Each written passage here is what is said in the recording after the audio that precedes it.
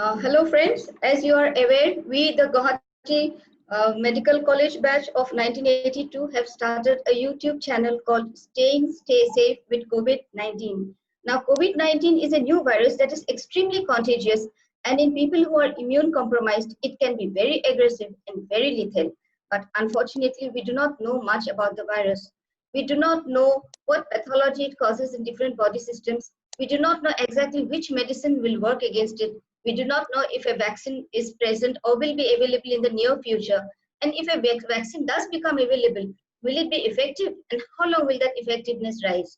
But still, nevertheless, as medical practitioners, we need to be alert about the different aspects of the virus, and we need to know how best we can protect ourselves and our patients against it. In this channel, a number of videos which shows the effect of COVID-19 on different body systems have already been posted. Today, I and my friends, we are all specialists in obstetrics and gynecology.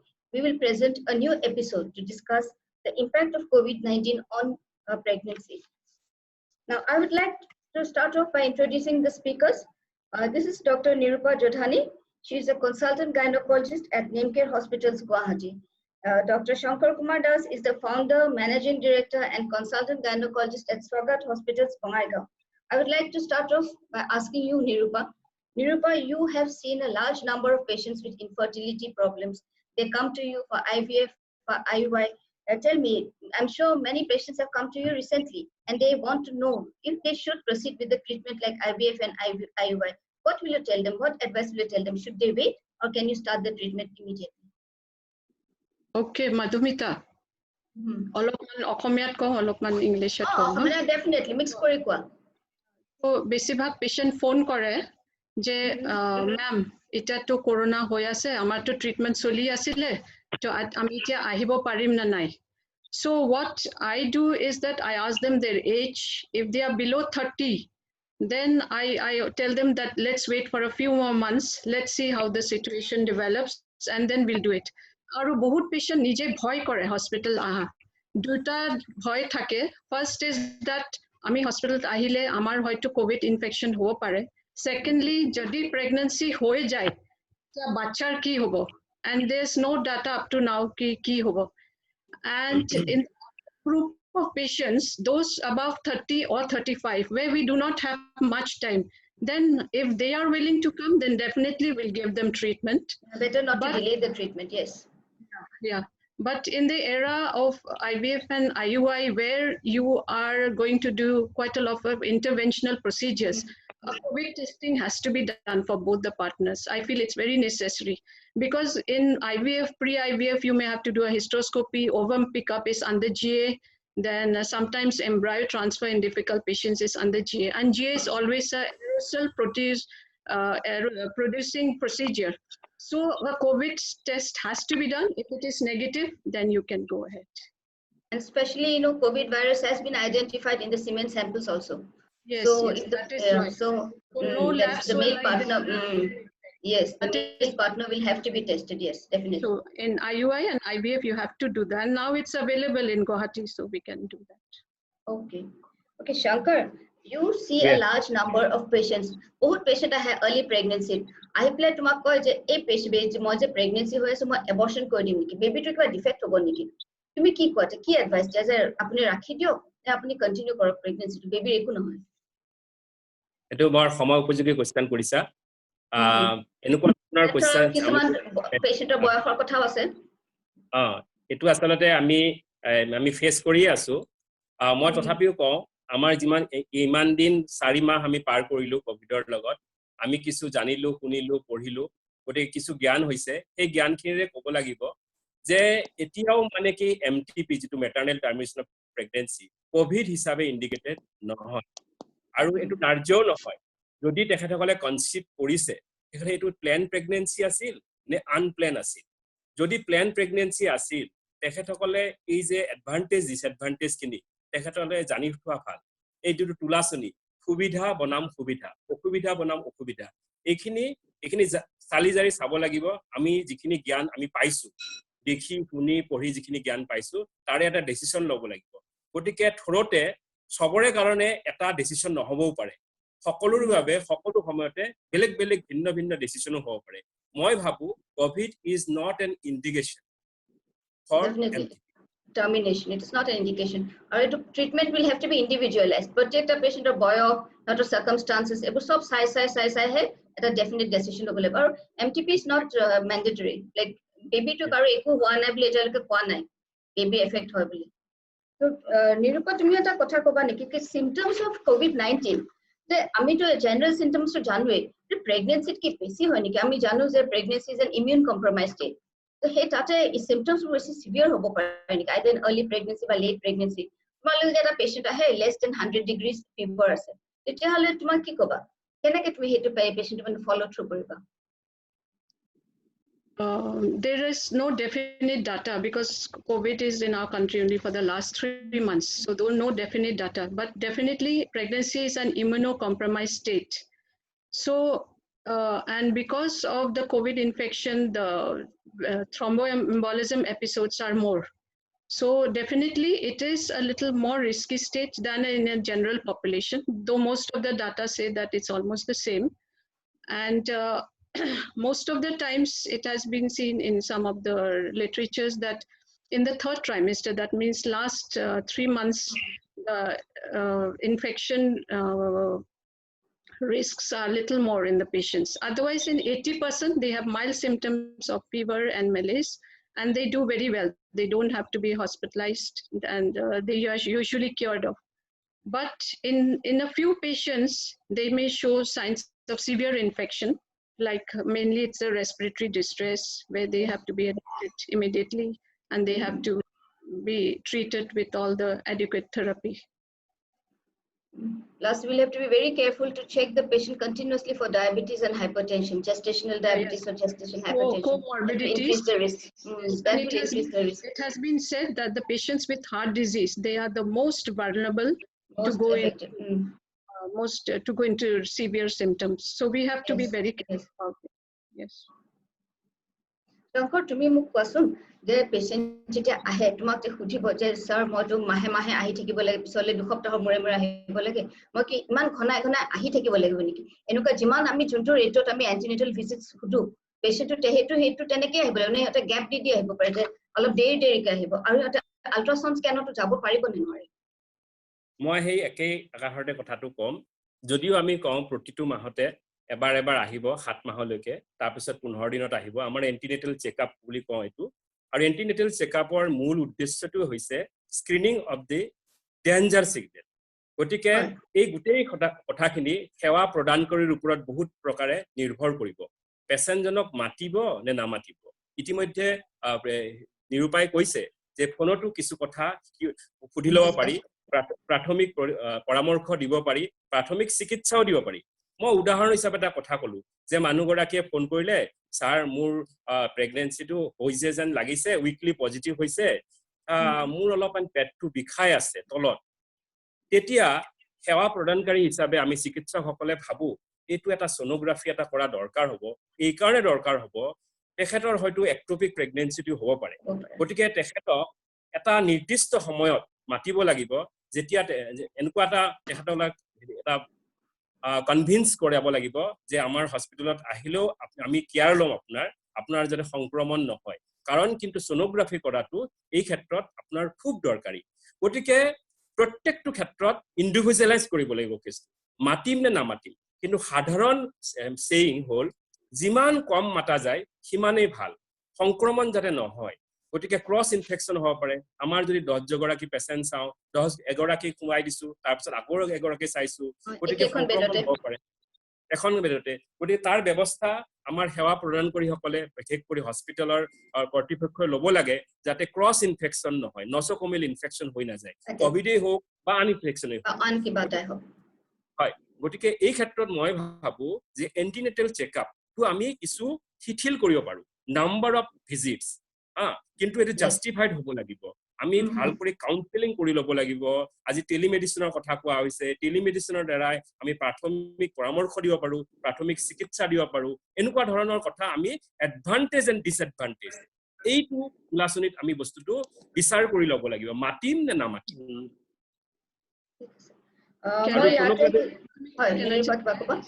sonography এটা procedure হয় এতিয়া আমি আমাৰ এটো policy হৈছে যে will talk much will examine minimum and will investigate less এটো হল আমাৰ আজি পলিসি কিন্তু এইটো পলিসি কোনো বেয়া নহয় less contact time আমি যেতিয়া এক্সামিনেশন কৰিম আমি যাতে খুব কম সময়ৰ ভিতৰতে এই গোটেই এক্সামিনেশনটো কমপ্লিট কৰো আমাৰ কাৰণেও ভাল সেৱা প্ৰদানকাৰীৰ কাৰণেও ভাল সেৱা লোৱাজনৰ কাৰণেও ভাল এইটো বস্তু আমি কনসেপ্ট মনত ৰাখিব লাগিব দুইপক্ষ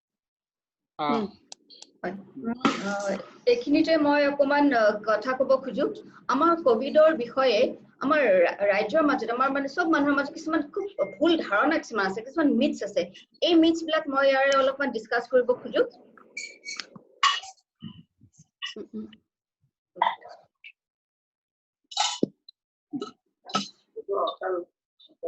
এক মিনিট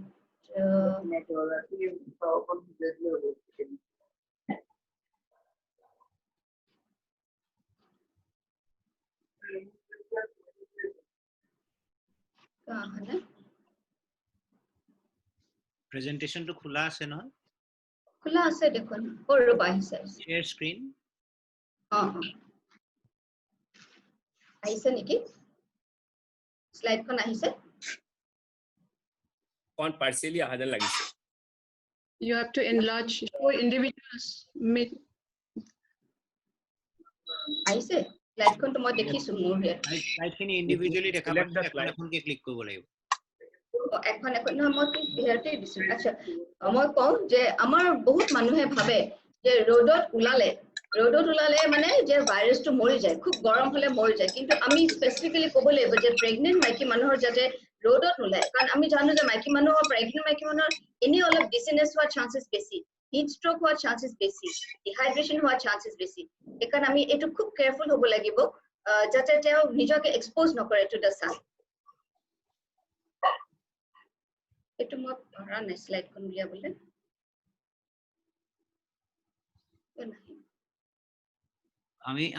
আমি স্লাইড কিখন দেখা পাই আছো তাত ডাবল ক্লিক কৰা হয় তেতিয়ালে আহিব কিন্তু মই স্ক্ৰিনখনত দেখি আছো স্লাইড খিনি কিন্তু তাতে দেখিছা ন বলে পাৱাৰ পইণ্ট হিচাপে অহা নাই ইন্ডিভিজুৱেল স্লাইড হিচাপে আহিছে পাৱাৰ পইণ্ট হিচাপে বনাইছিলো দেখোন কিয় জানো মোৰে ভুল হ'ল চাগে এখন আহিছে সেকেন্ডখন slide all are together all are seen together yeah in very small words এটা ডাবল ক্লিক করতে আহিছে নাই course কোপনতে I think you can continue Madhumita amar aru questions okay yeah so we'll leave that but other myths are what we can see is that some people believe that gargling with hot water will clear up the virus from the throat some people believe that drinking hot tea can clear up the throat and other things like drinking green tea taking lots of pepper or garlic all these are very ineffective okay so we must specifically encourage the pregnant women and tell them that you must not take all this harmful stuff because you will get gastritis and your symptoms will get even worse. So now we'll go back to Nirupa. Nirupa, can you tell us some of the guidelines about the management of pregnant women during COVID infections and those with suspected COVID infection? Madhumita, sorry to interrupt. Please stop the slide share. Please stop share. Acha. My conclusion. But thorbo parne bostu to mane kene ke korbo lage. Acha. Hoise? Yeah it's done yeah it's gone okay yeah. So Madhumita the COVID management pregnancy some of the guidelines yeah it's quite a long thing but it's very important so whenever a patient comes with a travel history or contact with a COVID positive patient then we will have to see her the first thing we do is we take a clinical history at clinical examination and a swab for COVID testing. And then the management will slightly differ from the asymptomatic and the symptomatic patients. If the patient is asymptomatic, then you isolate her.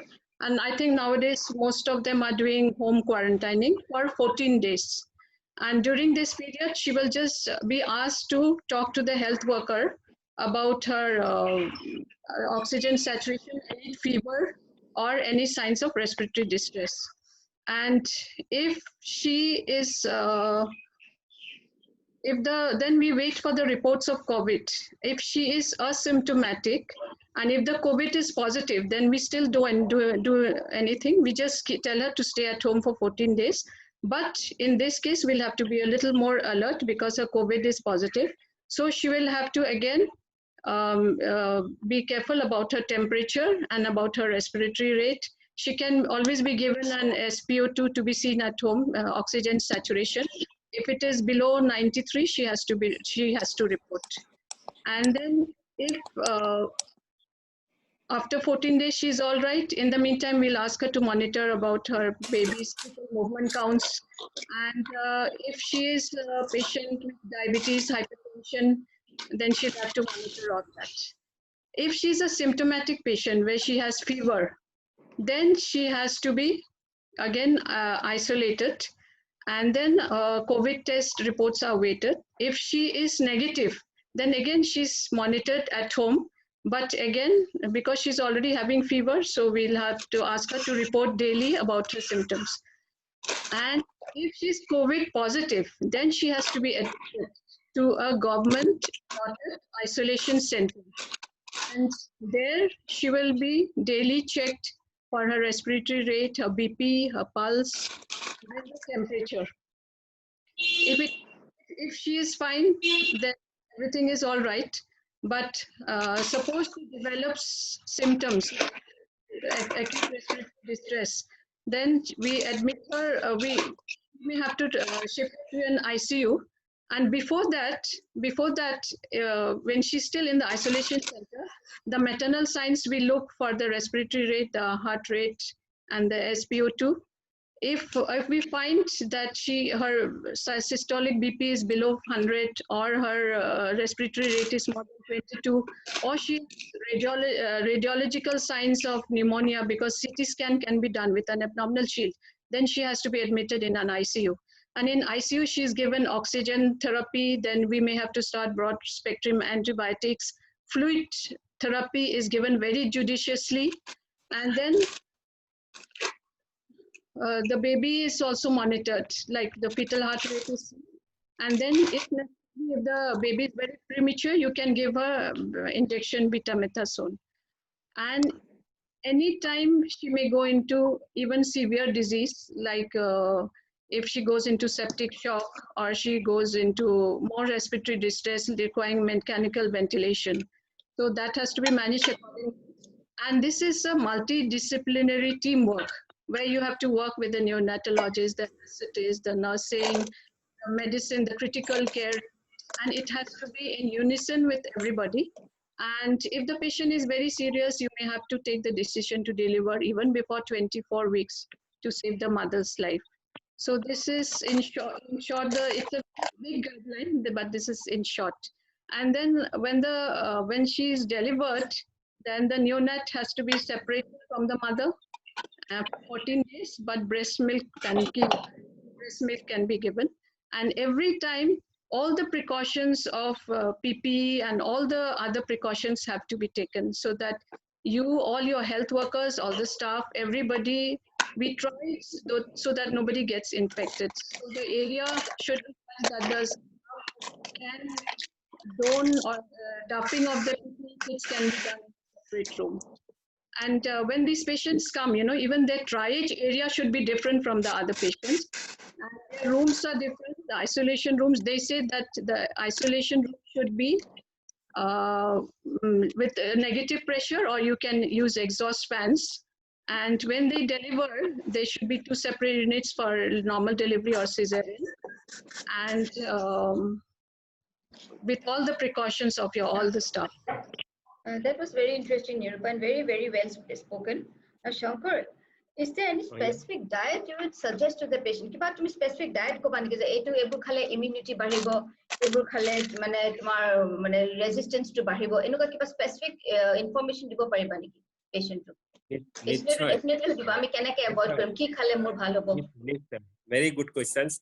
Adharane ami sob kothar uttor dibo janu kile jetia patient e hude sir ki kham তেতিয়া আমি অলপমান এইটো এটা দিগদাৰ ডাঙৰ পাওঁ কথা। কি খাম তেতিয়া আমি বহুত ডক্টৰে ভাবো আমনি কৰি আছে কি খাব যি খোৱা খোৱা দীঘলীয়া এনেকুৱা answer। গতিকে মই ভাবো যে এনেকুৱা খাদ্য দৰকাৰ যিটো খাদ্য সাধাৰণতে হজম মানুহৰ কাৰণে ভাল হয় সুখাদ্য বুলি যিটো কথা কওঁ সুষম আহাৰ যিটো বেলেন্স আহাৰ য'ত মানে সাফিচিয়েন্ট এমাউন্ট ভিটামিন থাকিব প্ৰটিন থাকিব আৰু কাৰ্বহাইড্ৰেট থাকিব মানে কি মিনাৰেলছ খুব দৰকাৰ ভিটামিনছ খুব দৰকাৰ প্ৰটিন দৰকাৰ গতিকে সুষম আহাৰ আমাৰ কাৰণে কেতিয়াবা সপোন হ'ব পাৰে কিন্তু আমি সাধাৰণতে আহাৰ খাই থাকো বিশেষ কৰি প্ৰচুৰ পৰিমাণৰ শাক-পাচলি খুব দৰকাৰ যদি ভেজিটেৰিয়ান হয় তেখেতসকলৰ শাক-পাচলি নিশ্চয় দৰকাৰ হ'ব মাহজাতীয় বস্তু দৰকাৰ হ'ব আৰু এতিয়া আমি কৈছো যে খাদ্যৰ লগত মানুহৰ ইমিউনিটিৰ সম্পৰ্ক খুব ক্লোজলি ৰিলেটেড খুব দকৈ থাকে গতিকে খাদ্য বিনে আমি ইমিউনিটি আশা কৰিব নোৱাৰো ইমিউনিটিৰ বাবে আমাৰ নিজৰ লাইফষ্টাইল আছে আমাৰ খাদ্য আছে আমাৰ জেনেটিক ইনফ্লুৱেন্স আছে এনভাইৰনমেন্টাল ইনফ্লুৱেন্স আছে তাৰ ভিতৰত আমি কৰিব লগা কথাখিনিৰ ভিতৰত যে খাদ্য আমি যদি খাদ্যটো ভালকৈ সিলেক্ট কৰো এটো সাধাৰণ মানুহৰ কাৰণে হ'ব পাৰে গৰ্ভৱতী মানুহৰ কাৰণে হ'ব পাৰে আমি সাধাৰণতে গৰ্ভৱতী মহিলাসকলৰ আপোনাৰ যি খাদ্যৰ দিওঁ সেইবোৰ সাপ্লিমেন্টাৰী ফুড আমি ঔষধ যিটো দিওঁ সেইবোৰ সাপ্লিমেন্টাৰী ফুড কাৰণ গৰ্ভস্থ মহিলাগৰাকীৰ ভিতৰত এটা শিশু থাকে আৰু শিশুৰ গ্ৰোথৰ কাৰণে যথেষ্ট পৰিমাণৰ মিনাৰেল হওক ক্যালসিয়াম হওক আইৰন হওক ভিটামিনছ হওক এইবোৰ খুব দৰকাৰ গতিকে তেখেতসকলৰ খাদ্য তালিকাটো এটা বিশেষ হোৱাটো দৰকাৰ সুষম আহাৰ হলে খুবেই ভাল তথাপিও মই ভাবো খাদ্যটোত যদি কিছু পৰিমাণৰ প্ৰটিন থাকে কাৰ্বহাইড্ৰেট থাকে ফেট থাকে আমি জানো যে আমি তাৰমানে এটা কথা আছে কিছুমান হাৰ্বছ বুলি আয়ুৰ্বেদৰ পৰা এতিয়া মানে আমাৰ গভৰ্ণমেন্টৰ পৰা কৈছে যে কিছুমান আয়ুৰ্বেদিক হাৰ্বছ খালে বা ৰেজিস্টেন্স বাঢ়ে যেনেকৈ হালধি খালে বাঢ়ে নহৰু খালে বাঢ়ে বা তুলসী খালে বাঢ়ে তুলসী খালে ৰেস্পিৰেটৰী ডিষ্ট্ৰেছ নহয় বুলি কয় যোনটো আমাৰ আয়ুৰ্বেদিক মেডিচিন এইবিলাক কিমান এন্টিঅক্সিডেন্টৰ কনসেপ্ট দিও আমি সাধাৰণতে হালধি কওঁ আদা কওঁ নহৰু কওঁ পিয়াজ কওঁ কমলা কওঁ বিলাহী কওঁ এনেকুৱা ধৰণৰ খাদ্যৰ পৰা আমি যথেষ্ট পৰিমাণৰ এন্টিঅক্সিডেন্ট পাওঁ এই পিয়াজ কবা নেকি স্পেসিফিক্যালি যে আপুনি এইবিলাক স্পেশালি খাব যেনেকৈ আমি যেনেকৈ কওঁ যে ভিটামিন মানে যথেষ্ট পেশেন্টক ফলিক এসিড লাগে ফলিক এসিড থকা খাদ্যবিধৰ ভিতৰত যিমানবোৰ লেগুমছ আছে যেমনবোৰ এগছ যদি খাই ভাল কথা যেনেকৈ শাক-পাচলি যথেষ্ট পৰিমাণৰ আমাৰ ফলিক এসিড থাকে পানীলাও কওক ৰঙালাও কওক তিয়হ কওক বা জিকা কওক এনেকুৱা ধৰণৰ আমাৰ সাধাৰণতে আমাৰ যিটো লোকেল মাৰ্কেটত এভেইলেবল থাকে এইবোৰ খাদ্যতেই যথেষ্ট পৰিমাণৰ ভিটামিনছ থাকে ফলিক এসিড আছে folic acid is one type of vitamins only but iron আছে আমি যিটো হয় তোমাৰ কথাখিনি মানে ইমান শুদ্ধকে তুমি ইমান ধুনীয়াকৈ কৈছা আই এম শিওৰ তোমাৰ পেশেন্টে চাগে তোমাৰ পৰা বহুত শিকে তুমি ইমান ধুনীয়াকৈ কথাখিনি কৈছা পেশেন্টৰ চাগে তোমাৰ পৰা বহুত শিকে মই মানে শুনি পেলাই ইমান ভাল লাগিছে আচ্ছা নিৰূপা কবা নেকি যে যদি তুমি পেশেন্ট আছে তোমাৰ আহে প্ৰেগনেন্ট পেশেন্ট তুমি কি স্পেসিফিক্যালি চাবা আৰ্লি প্ৰেগনেন্সিত কি চাবা মিসক্যাৰেজ হ'ব পাৰে নেকি লেট প্ৰেগনেন্সিত তুমি কি চাবা মানে কোভিড পেশেন্ট না এনি পেশেন্ট তুমি কি স্পেসিফিক্যালি কিবা চাবা নেকি যে এইটো পেশেন্ট এখিনি হ'ব পাৰে আৰ্লি প্ৰেগনেন্সিত কান ৰিস্ক অফ মিসক্যাৰেজ বাঢ়ি যাব কি হ'ব পাৰে specific risk related to COVID in pregnancy? Any specific data nai je they have a more chance of miscarriage.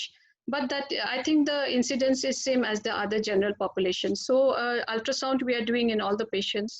Thyroid scan ami mane thora tumar hypercoagulability hoy in pregnancy thrombus form hoy in the placenta itself sometimes. So miscarriage rate bahi jabo niki ba in later pregnancy IUGR oligohydramnios yes COVID to bahut bahi jabo. So we may have to go for the APLA test in these patients. Yes. And then in a COVID positive patient, you have to be on the vigil because they have a higher incidence of fetal growth retardation.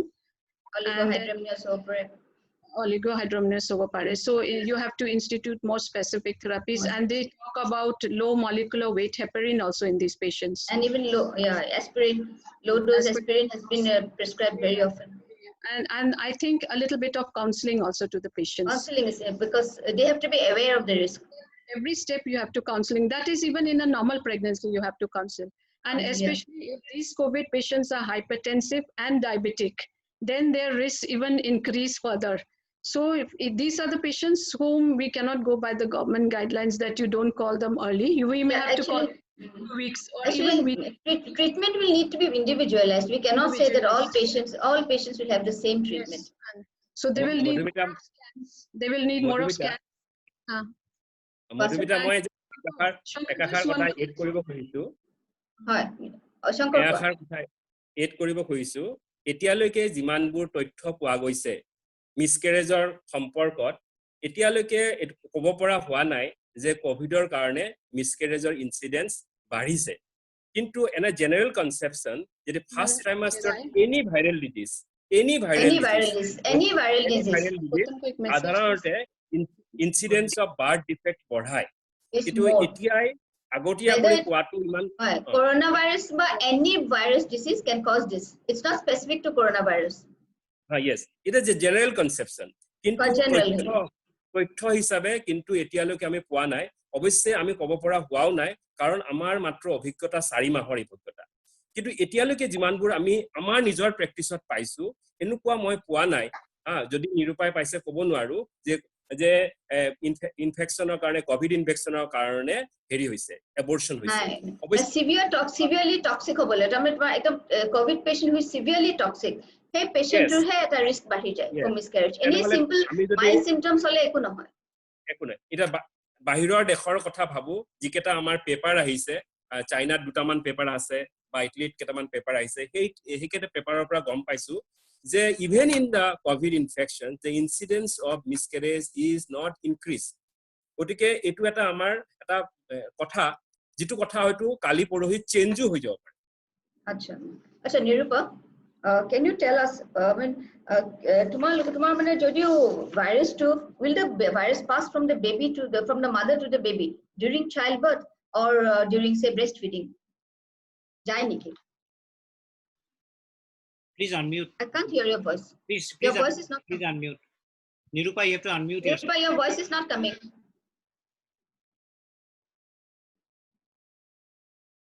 আচ্ছা শংকৰ কোৱাচোন তুমি কি care লবা health পাৰ্সনেল এটা কি care লব পাৰে মোক একদম শৰ্টকে ক'বা টাইম অকমান নিৰূপাৰ কথাখিনিয়ে কৈছো যে আমি এতিয়ালৈকে ভাৰ্টিকেল ট্ৰান্সমিশন মানে মাকৰ পৰা বাচ্চা আমি যেটো মাকৰ পৰা আমি পোৱা নাই ইনসিডেন্ট প্ৰুভ হোৱা নাই আমি এনেকুৱা কেছও পাইছো যে তথ্য হিচাপে মাকৰ কৰোনা পজিটিভ কিন্তু বেবিটো নেগেটিভ হৈছে আৰু এনেকুৱা তথ্যও আছে যে মাকৰ পজিটিভ হৈছে বেবিও পজিটিভ হৈছে কিন্তু ক'ব পৰা হোৱা নাই বেবিটো হয়তো আন কন্টেক্টৰ কাৰণে হয়তো পজিটিভ হ'ব পাৰে তুমি যেটো সেকেন্ড কোৱেশ্চন কৈছা এটো কি ক'লা আকৌ এবাৰ কোৱা ব্ৰেষ্ট ফিডিংত যাব পাৰে through the milk yes breast ফিডিংত নিশ্চয় যাব পাৰি কিছুমানে হয়তো সেপাৰেট কৰে কিন্তু কোৱা হৈছে যে ব্ৰেষ্ট মিল্কত যে কৰোনা ইনফেকশন নাহে অৰ্থাৎ যদি আমি নাহে যদি আমি বেবি খুৱাই থকা সময় যাব পাৰে not from the milk yes surface contact কৰ কাৰণে হয়তো ইনফেকশন হ'ব পাৰে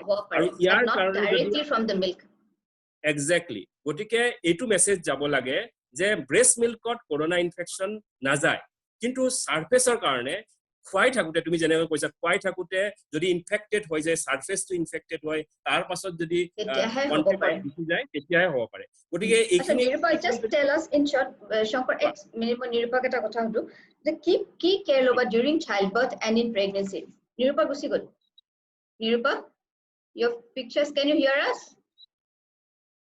okay শংকৰ তুমি কোৱা health personally কি কেয়াৰ লব লাগিব এতিয়া কথা হৈছে during pregnancy and during childbirth and pregnancy মই আকৌ এতিয়া আমি নন কোভিড হস্পিটেলত যেহেতুকে কাম কৰি আছো আমাৰ মেইন পলিসি হল we take every patient as Covid positive কাৰণ লক্ষণ কোনো লক্ষণে স্পেসিফিক নহয় আৰু বিনা লক্ষণতো কোভিড পজিটিভ হ'ব পাৰে এনে ক্ষেত্ৰত প্ৰত্যেকজন পেশেন্টক যদি আমি কোভিড বুলি ভাবি লৈ আমাৰ শুশ্ৰূষা বা ট্ৰিটমেন্ট আৰম্ভ কৰো হেতুহে যুগুত হ'ব আমি আমাৰ ইয়াৰ ক্ষেত্ৰত প্ৰত্যেকজন পেশেন্টৰ হয়তো হিষ্ট্ৰি লোৱা যায় যদি আমি খুব সাসপিসিয়াস হয় তেতিয়া হলে কোভিড টেষ্টৰ কাৰণে আমি ৰিকমেন্ড কৰো আৰু কোভিড তাৰ কাৰণে ৰখি কিন্তু নাথাকো because sometimes emergency happens we'll have to give this management ৰৈ থকা সময় নাথাকে ৰৈ থকা কথা তেতিয়াহ'লে আমি নিজে নিজৰ প্ৰটেকশ্যন ভাবি লওঁ আৰু নিজেও ভাবিলো মই যদি পজিটিভ ডক্টৰ হয় পেচেণ্টটো পজিটিভ হ'ব পাৰে so will have to take ইচ আদাৰ barrier to থাকিব লাগিব between the doctor and the patient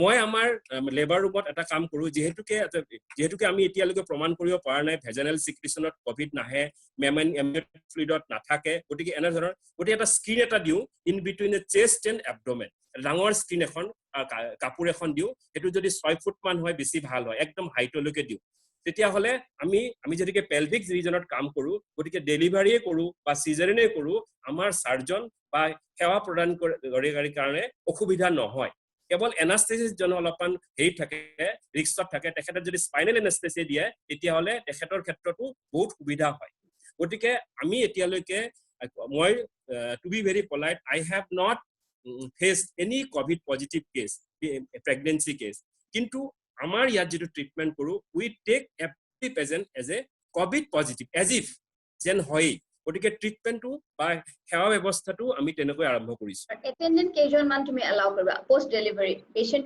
কেজন allow কৰি কিমান দেৰি লগে হয়তো কি প্ৰিকশন ল'ব attendance মান পাৰি attendant কম যিমান পাৰি কিন্তু এটো নহয় attendant আমাৰ ইম্পৰ্টেন্ট নহয় attendant is a part of the treatment attendant লাগিবই আৰু এজন তো লাগিবই কাৰণ খবৰ লাগিবই আৰু তেখেতৰ দায়িত্বশীল হ'ব লাগিব দায়িত্বশীল হ'ব লাগিব কেৱল শিক্ষিত হলেই নহব দায়িত্বশীল হ'ব লাগিব আমাৰ হাসপাতালত মই অলপমান ট্ৰেইনিং প্ৰগ্ৰামৰ নিচিনা কৰো যোনে এটেন্ডেন্ট হ'ব তেখেতসকলক কোভিড সম্পৰ্কত বা তেনেকুৱা সাফ চিকুণ সম্পৰ্কত এইবোৰ অলপমান সাধাৰণ জ্ঞান দিয়া যায় যে তেখেতেও যাতে অসুস্থ হৈ না যায় আৰু তেখেতেও যাতে বেলেগক সংক্ৰমিত নকৰে Thank you, Shankar.